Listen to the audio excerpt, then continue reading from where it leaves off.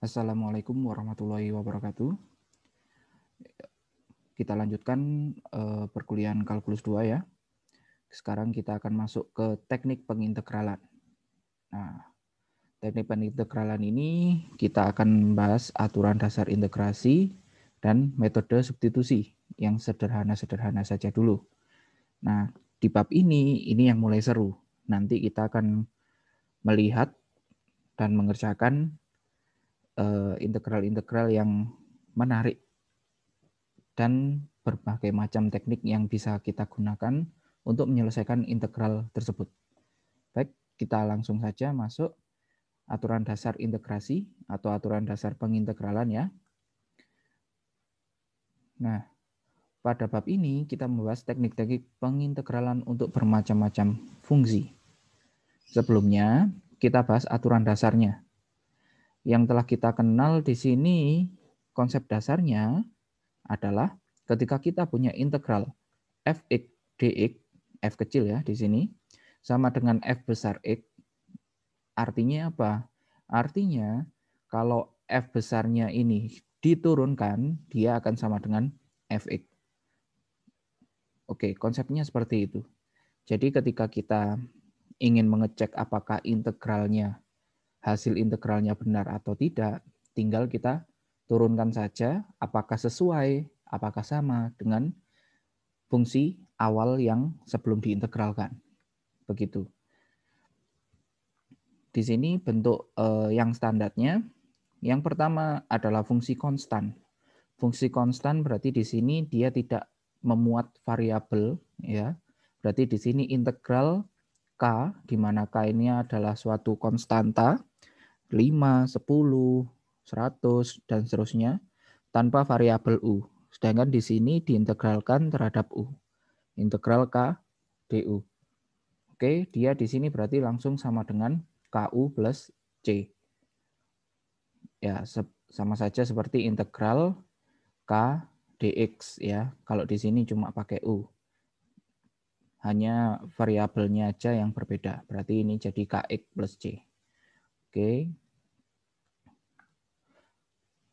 Kemudian di sini ada bentuk integral standar yang lain, yaitu fungsi pangkat yang selama ini sudah kita gunakan sejak SMA, yaitu integral U pangkat N du, berarti dia pangkatnya ditambah 1, kemudian dibagi dengan pangkat yang sudah ditambah 1 itu. Tak lupa plus C. Tapi syaratnya di sini N-nya tidak boleh sama dengan negatif 1. Kenapa? Karena nanti kalau misalkan N-nya negatif 1 tambah 1 hasilnya 0. Sehingga akan bermasalah di bagian penyebutnya. Kalau misalkan 0 bagaimana? Jadi tidak terdefinisi. Oleh karena itu didefinisikanlah satu lagi, yaitu untuk N-nya sama dengan negatif 1. Alias bentuknya adalah integral 1 per U du. 1 per U kan bisa kita tuliskan sebagai U pangkat negatif 1. Jadi di sini integralnya hasilnya adalah ln U plus C. Oke. Ada yang menggunakan tanda mutlak, ada yang tidak masalah. Yang penting yang jelas di sini artinya apa? Karena ln ini sama seperti logaritma ya. Jadi yang di dalamnya di sini tidak boleh bernilai negatif. Oleh karena itu mayoritas menuliskannya dalam bentuk mutlak supaya yang di dalam tidak negatif. Kemudian ada juga fungsi eksponensial, yaitu integral E pangkat U du. Ya, berarti di sini dia sama dengan E pangkat U plus C. Karena turunannya E pangkat U, ya E pangkat U itu sendiri ya. Oke. Dan lagi kita ada integral A pangkat U du. Nah, di sini A-nya adalah suatu bilangan. Oke ya. Suatu bilangan terserah yang tidak sama dengan 1 dan A-nya bernilai positif. Sehingga hasil integralnya adalah A pangkat U per ln A plus C. Berikutnya kita masuk ke fungsi trigonometri. Ya, fungsi trigonometri berarti integral sin U du hasilnya adalah negatif cos U plus C. Kenapa? Karena negatif cos kalau diturunkan dia akan menjadi negatif sin U. Ya, jadi dia akan sama dengan sin U. Ya, ini sama dengan fungsi awalnya tadi. Kemudian begitu pula dengan integral cos U du, dia sama dengan sin U plus C. Kemudian di sini integral sekan kuadrat U du, dia akan menjadi tangen U plus C. Kenapa? Di sini ada keterangannya sedikit ya. Untuk poin 8, dapat diperiksa dengan mencari turunan dari Y sama dengan tangen X, yakni menggunakan aturan pembagian pada turunan. Jadi tangen itu kan sin X per cos X. Bentuknya adalah U per V.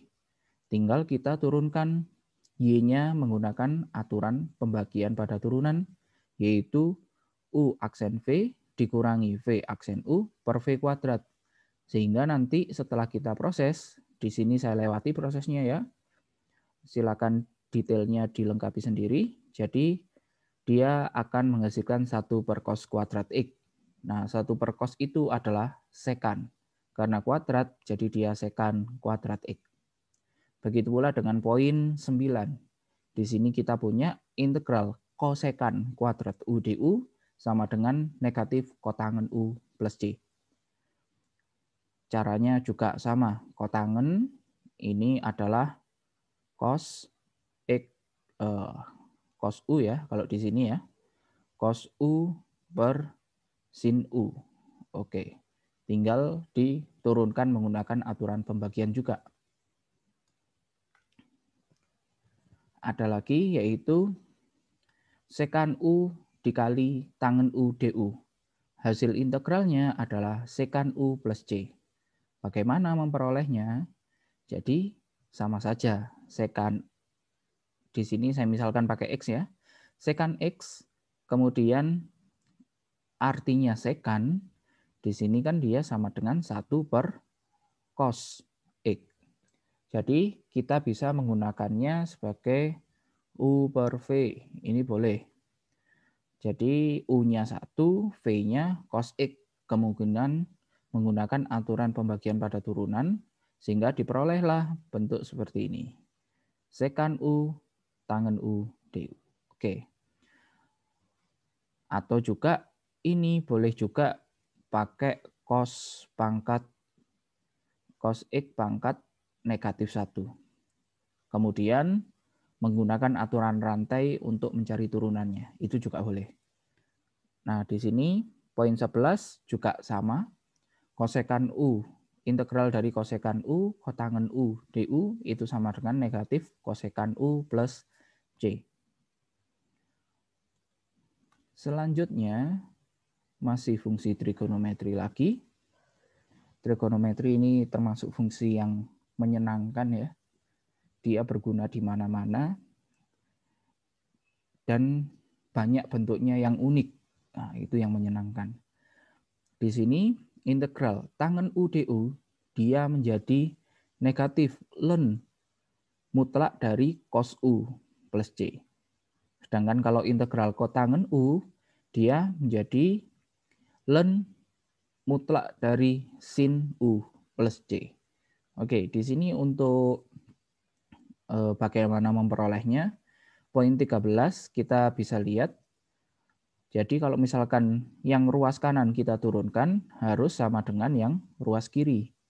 Jadi Y sama dengan ln sin X. Maka dengan aturan rantai kita turunkan. Turunannya berarti turunkan ln-nya terlebih dahulu. Ya. Ln-nya turunannya adalah 1 per sin. Oke ya. 1 per fungsi di dalam ln. Kemudian turunkan yang sin-nya yang di dalam tanda mutlak ya. Sin turunannya cos. Jadi kita akan punya cos X per sin X. Tidak lain tidak bukan adalah kotangen X. Ya, ini sama ya. Tinggal X-nya diganti dengan U. Maka diperoleh bahwa anti turunan dari kotangen X itu adalah len sin X. Nah, untuk poin 12, yang ini ya, yang tangen U, itu juga dapat diperiksa dengan cara serupa. Jadi yang ruas kanan silakan diturunkan dengan aturan rantai, hasilnya akan tangen U. Nah, di sini kita juga perlu mengenal ibaratnya apa ini ya? Inverse, ya, inverse dari fungsi trigonometri. Jadi kita akan mengenal apa itu arcsin, arccos, arctan, dan lain sebagainya. Fungsi arcsin merupakan fungsi inverse dari sin X. Definisinya sebagai berikut. Untuk memperoleh inverse dari fungsi sinus dan kosinus, maka kita perlu batasi daerah asalnya. Ya, daerah asalnya berarti untuk X-nya ya. X-nya kita batasi yaitu negatif pi per 2 sampai pi per 2, berarti negatif 90 derajat sampai 90 derajat, 0 sampai dengan pi, berarti 0 sampai 180. Jadi kalau Y sama dengan arcus sin X, artinya adalah X sama dengan sin Y. Oke. Dan di sini Y-nya yang kita batasi. Y-nya mulai dari negatif pi per 2 sampai pi per 2. Kemudian untuk cos, arcus cos X, berarti ya sama saja ya. X sama dengan cos Y. Nah, yang berbeda di sini adalah batasnya. Dia 0 sampai pi. Kenapa berbeda? Karena di sini sin, kalau sin kan dia kuadran 1 positif, kuadran 2 positif. Nah, bagaimana kita bisa mengcover untuk yang bernilai negatif? Berarti kita ambil kuadran 4. Kuadran 4 yaitu negatif pi per 2 sampai 0. Sedangkan kalau cos kuadran 1 positif, kuadran 2 negatif. Jadi sudah mengcover. Sehingga kita pilih 0 sampai pi. Kemudian arcus tangen dia X sama dengan tan Y. Sama saja, tinggal daerah asalnya saja. Dia sama seperti sin. Untuk lebih lengkapnya, lebih jelasnya bisa dilihat di buku Parcel ya, halaman 365. Linknya sudah saya share di kelas. Untuk contohnya berarti arcus sin 1, oke, arcus sin 1 sama dengan kita misalkan Y gitu ya. Berarti artinya apa? Artinya di sini 1 sama dengan sin Y. Berarti Y-nya berapa? Sin berapa sama dengan 1? Berarti ya 90 derajat. Atau sama dengan pi per 2. Seperti itu. Kemudian arcus sin negatif akar 2 per 2. Berarti kan ya dia sama saja negatif setengah akar 2 sama dengan sin Y. Berarti Y-nya berapa? Yang kalau kita sinkan hasilnya negatif setengah akar 2. Berarti setidaknya 45 ya. Tapi karena negatif berarti Y-nya sama dengan negatif 45 derajat. Atau sama dengan negatif pi per 4. Begitu pula dengan cos, begitu pula dengan tangen. Arcus cos, arcus tan. Sama saja logikanya. Kenapa kita belajar ini? Karena kita akan menggunakannya ke dalam bentuk integral standar. Fungsinya yaitu integral 1 per akar A kuadrat dikurangi U kuadrat DU. Dia nanti hasil integrasinya akan menjadi arcus sin U per A. Ya. Arcus sin U per A plus C. Kemudian kalau misalkan kita punya integral 1 per tanpa akar ya di sini, dan dia menjadi plus, yaitu A kuadrat plus U kuadrat DU, dia menjadi 1 per A, 1 per A, pakai yang ini A-nya, Arkestan U per A. Oke, U-nya dari sini, A-nya dari sini. Plus C. Nah, untuk poin 14 dan 15, turunan dari arkestan dan arkesin bisa kalian lihat di buku halaman 369. Di sini saya akan menjelaskan hasil integralnya kenapa bisa diperoleh arkesin atau arkestan. Oke, saya ambil salah satu saja ya. Untuk poin 14, berarti kita akan punya bentuknya integral 1 per akar A kuadrat min U kuadrat DU. Nah, di sini kita misalkan U-nya adalah A sin X. Oke, A sin X berarti DU turunannya A sin X ya. A cos X dx. Kemudian kita substitusikan. Jadi U-nya kita ganti A sin X dan DU-nya kita ganti A cos X dx. Sehingga kita peroleh A cos X-nya berada di bagian pembilang. A cos X per ini dikuadratkan berarti masuk satu per satu ya. Jadi A kuadrat kali sin kuadrat X. Kemudian sama-sama punya A kuadrat. A kuadratnya dikeluarkan. Jadi bentuknya menjadi A kuadrat dikali 1 min sin kuadrat X. Oke. Kalau sudah, kita tahu bahwa identitas trigonometri ya, sin kuadrat X plus cos kuadrat X sama dengan 1. Sehingga kita akan punya di sini cos kuadrat X sama dengan 1 min sin kuadrat X. Oke, 1 min sin kuadrat X sama dengan cos kuadrat X. Masukkan ke sini, sehingga kita peroleh bentuk seperti ini ya. Oke, kemudian ini ada satu step, yaitu dia akan menjadi integral A cos X per akar dari A kuadrat itu A, akar dari cos kuadrat X itu cos X dx. Oke, tinggal kita coret saja sehingga kita punya integral dx atau integral 1 dx. Kita integralkan jadi X plus C. Oke, apakah sudah selesai? Belum. Ini masih X, sedangkan kita tadi fungsinya kan atas U ya. Jadi kita ubah dulu. Karena U sama dengan A sin X, maka A-nya pindah ke ruas kiri, jadi U per A sama dengan sin X. Sehingga kita peroleh X-nya sama dengan arkes sin U per A. Ya, menggunakan definisi arkes tadi ya, definisi fungsi inverse pada trigonometri. Oke, jadi kita akan punya X-nya sama dengan arkes sin U per A.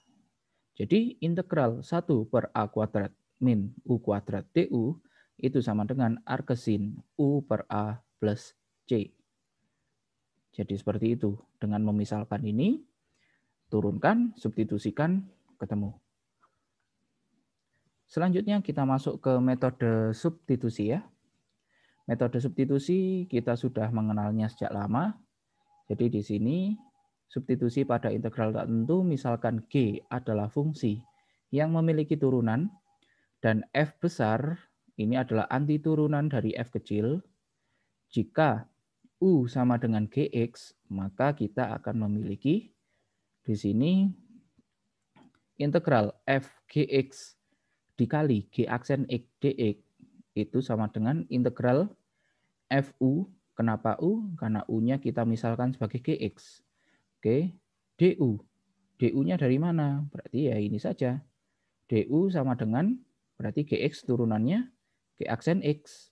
Ada dx-nya. Jadi sini berarti dx sama dengan, oh sudah sih.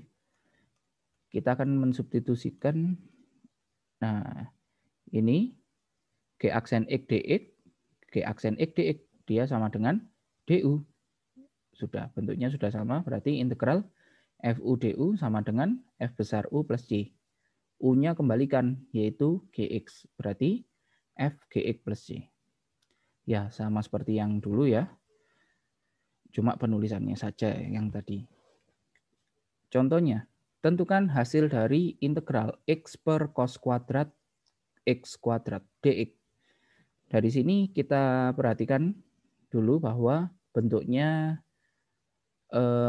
bentuk cos kuadrat U 1 per cos kuadrat U ini sama dengan secant kuadrat U ya. Ini mirip seperti bentuk standar pada poin 8. Nanti dicek poin 8 ya. Dia bentuknya adalah integral secant kuadrat U. Nah, oleh karena itu idenya, pikirnya kita adalah kita bawa ke bentuk tersebut. Oleh karena itu kita perlu mengubah X kuadrat menjadi U.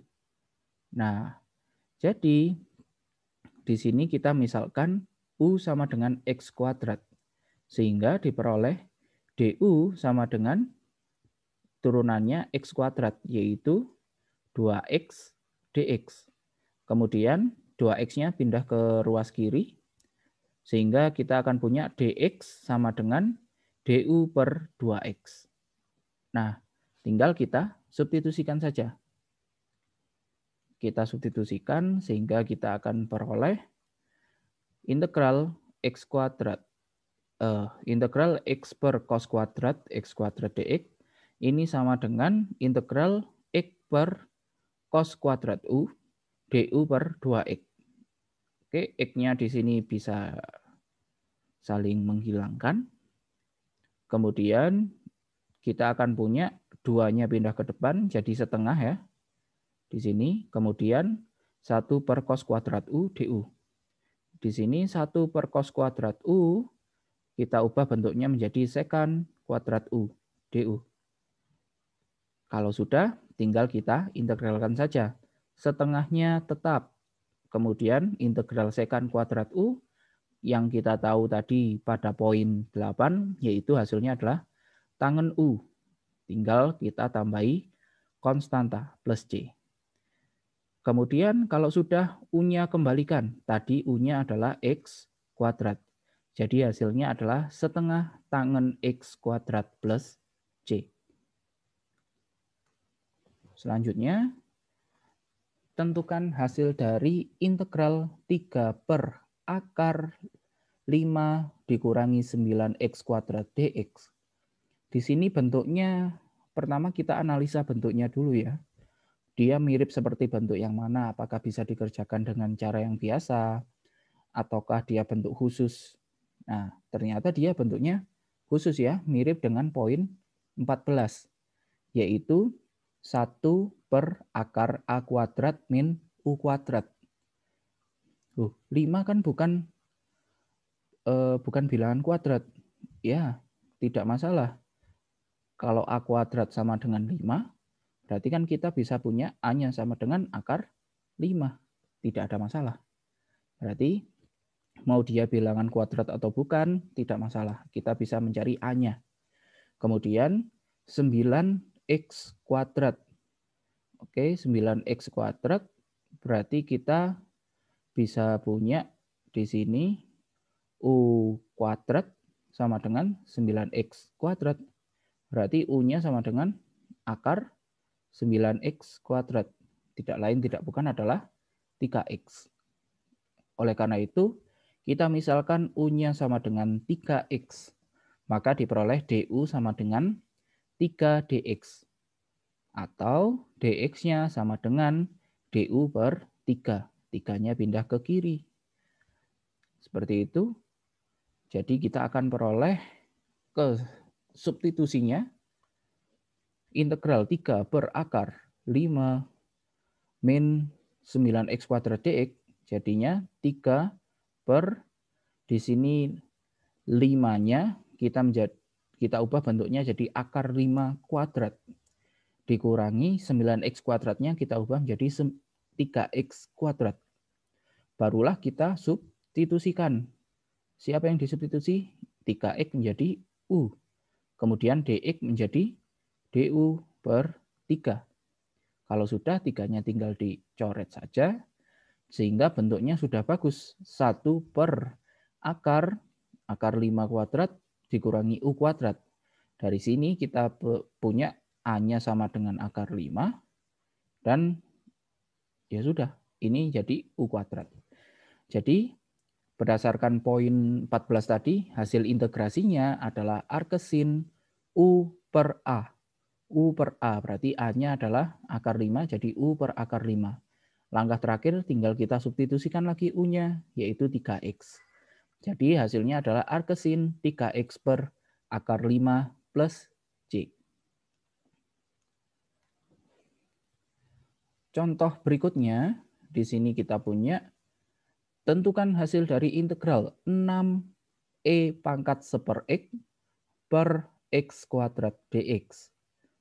Nah, kita lihat dulu bentuknya karena ada E pangkat, ya kita asumsinya ya kemungkinan besar dia adalah integral fungsi eksponensial ya. Oleh karena itu, pangkatnya dari E harus kita ubah dulu, yaitu kita misalkan U, sehingga kita punya U sama dengan 1 per X, atau bisa kita tuliskan sebagai X pangkat negatif 1.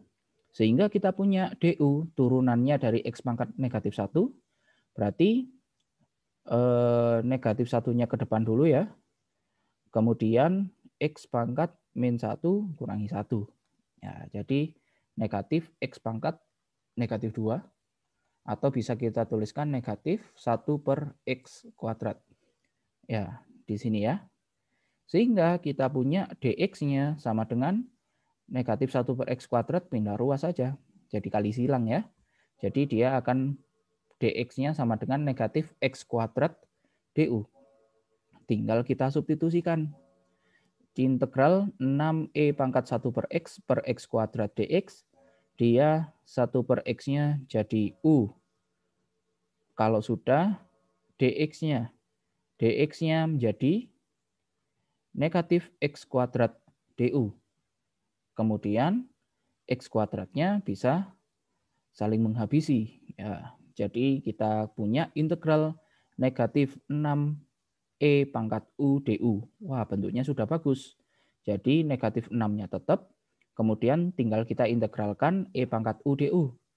Integralnya E pangkat U, ya tetap juga E pangkat U. Ya sudah, berarti jawabannya adalah negatif 6E pangkat U plus C. U-nya tinggal dikembalikan saja. Jadi kita punya negatif 6E pangkat 1/X plus C. Itu adalah hasil integralnya.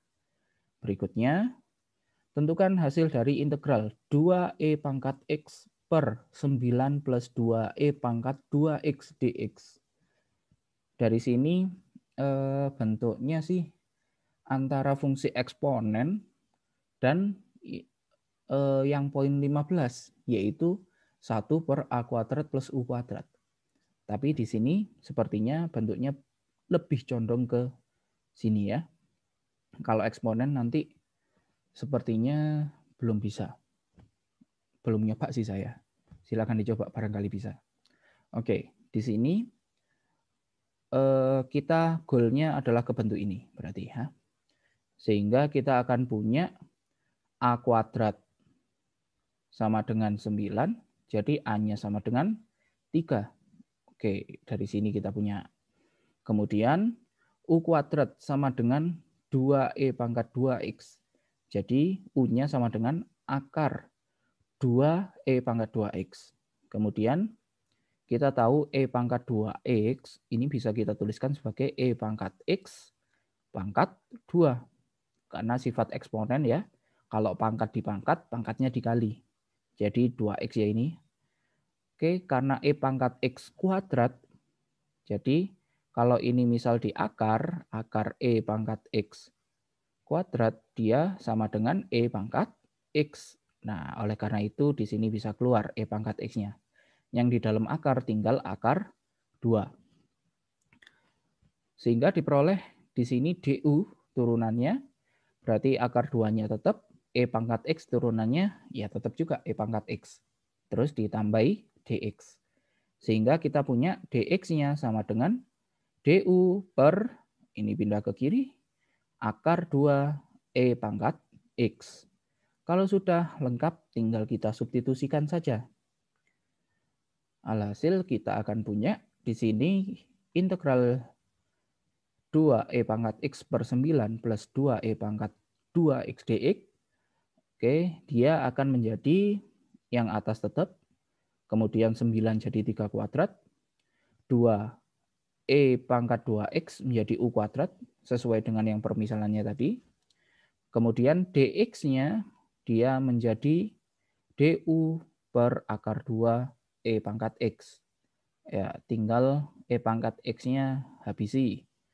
Berarti selain bentuk yang khusus ini, 1/3 kuadrat plus U kuadrat, kita punya pengali yaitu 2 per akar 2. Oke, 2 per akar 2-nya letakkan di depan. Oke, 2 per akar 2. Kemudian di sini kita akan punya bentuknya menjadi integral 1/3 kuadrat plus U kuadrat. Berarti A-nya 3, U-nya ya U juga sih. Sudah ya, U-nya U. Sehingga kita akan punya hasil integralnya adalah 1 per A arkes tan U per A. Gitu ya. Jadi kita akan punya 1/3 arkes tangen U per 3. Nah, yang depan tetap ya harusnya ya, saya rasa. Oh, tidak. Ini saya sederhanakan. Saya lupa. Oke, 2 per akar 2. Berarti dikali akar 2 per akar 2. Sehingga kita akan punya 2 akar 2 per 2. Coret-coret. Jadi tinggal akar 2 saja. Oke, dari situlah dapat ini ya. Kemudian terakhir U-nya tinggal kita substitusikan lagi. U-nya adalah akar 2 E pangkat X. Yang depan akar 2 kali sepertiga ya akar 2 per 3. Oke, jadi hasilnya adalah akar 2 per 3 arkes tan akar 2 E pangkat X per 3 plus C. Oke. Nah, di sini untuk menambah pemahaman, bisa dicoba latihan soalnya ya. Tentukan hasil dari integral berikut. Saran saya di sini gunakan poin 14 dan gunakan metode substitusi seperti pada contoh. Jadi integral 2x per akar 1 min x pangkat 4 dx. Poin 14 berarti nanti jadinya arkesin ya. Tinggal bagaimana kita melihat yang ini, x pangkat 4-nya. Kemudian nomor 2 gunakan poin 15 dan metode substitusi. Nah, di sini integral dx per 9x kuadrat plus 18x plus 10. Loh, bentuknya kok aneh? Nggak ada mirip-miripnya sama yang 1 per a kuadrat plus u kuadrat. Ya, nanti di bawah ada hint-nya atau petunjuknya untuk yang nomor 2. Oke, yang nomor 3 misalkan u-nya sama dengan ini saja. Langsung selesai. Tinggal menggunakan substitusi biasa saja. Oke, yang lainnya juga buktikan bahwa integral 1 per a kuadrat plus u kuadrat du itu sama dengan 1 per a arkes tan u per a plus c. Nah, caranya sama seperti pada PDF ini, yaitu yang halaman 10 tadi kalau tidak salah. Yaitu kalau tadi misalkan u sama dengan a sin x, sekarang misalkan u sama dengan a tan x untuk memperoleh hasil integrasi ini. Kemudian nomor 2, buktikan bahwa integral kosekan U dikali kotangen U du sama dengan negatif kosekan U plus C. Caranya adalah dengan menunjukkan negatif kosekan U di sini turunannya adalah yang sebelah kiri, kosekan U dikali kotangen U. Gunakan aturan pembagian atau perkalian pada turunan. Ya, nanti silakan dieksplor ya. Oh, terlalu cepat. Nah, di sini untuk nomor 1 ingat bahwa x pangkat 4 itu x kuadrat pangkat 2. Kemudian untuk nomor 1 yang bagian 2 itu ingat bahwa 4x kuadrat plus 12x plus 13 ini bisa kita ubah bentuknya menjadi suatu bilangan kuadrat plus sesuatu. Caranya ibaratnya ini adalah membuat ke bentuk kuadrat sempurna. Jadi kita misalkan 4x kuadrat plus 12x plus 13 ini sama dengan berarti kan 4x kuadrat, ini 2x ya. 2x plus sebutlah sesuatu. 2x plus K gitu aja. 2x plus K kuadrat ditambah bla bla bla gitu ya. Misalkan jangan bla bla bla deh. Misalkan P. Jadi kita akan punya di sini 4x kuadrat plus 2 kali 2x kali K, oke, ditambah K kuadrat ditambah P. Oke, dari sini 4-nya sudah sama ya. 4-nya sudah sama. Tinggal 12x berarti dia akan sama dengan yang ini. Jadi kita akan punya 12x sama dengan 4kx. X-nya habis. Jadi 4K sama dengan 12. Jadi kita akan punya K-nya sama dengan 3. Oke. Dari sini tinggal kita masukkan K-nya 3. Oke, K-nya 3, ini 3, ini jadi 9. Oke. 9 plus P sama dengan 13. Berarti P-nya haruslah 4. Jadi kita bisa punya bentuknya adalah 2x plus K-nya 3, 2x plus 3 kuadrat plus 4. Inilah bentuk yang ini tadi. Nah, kalau sudah, nanti kan ini clue untuk yang tadi ya. Berarti bagaimana kalau misalkan 9x kuadrat plus bla bla bla tadi ya. Itu silakan dicoba. Nah, kalau bentuknya sudah seperti ini, kalau dijadikan 1 per 2x plus 3 kuadrat plus 4, ya atau dibalik ya. Ini A kuadratnya, ini U kuadrat, kayak gitu. Tinggal dikerjakan. Kemudian untuk nomor yang pembuktian Arkestan, ingat bahwa identitas trigonometri sin kuadrat X ditambah cos kuadrat X sama dengan 1 akan memiliki bentuk lain jika kedua ruas dibagi dengan cos kuadrat X. Oke, silakan dicoba. Yang keempat, ingat bahwa kosekan X itu adalah 1 per sin X dan kotangen X sama dengan cos X per sin X. Ya, ini untuk pembuktian yang satunya lagi ya. Yang tadi kotangen U dikali kosekan U sama dengan sesuatu tadi. Oke, saya rasa itu saja. Silakan dikerjakan untuk latihannya. Barangkali bisa menambah pemahaman supaya nanti nilai kuis dan UAS-nya bisa lebih maksimal. Oke, itu saja untuk hari ini. Saya akhiri sekian. Terima kasih. Assalamualaikum warahmatullahi wabarakatuh.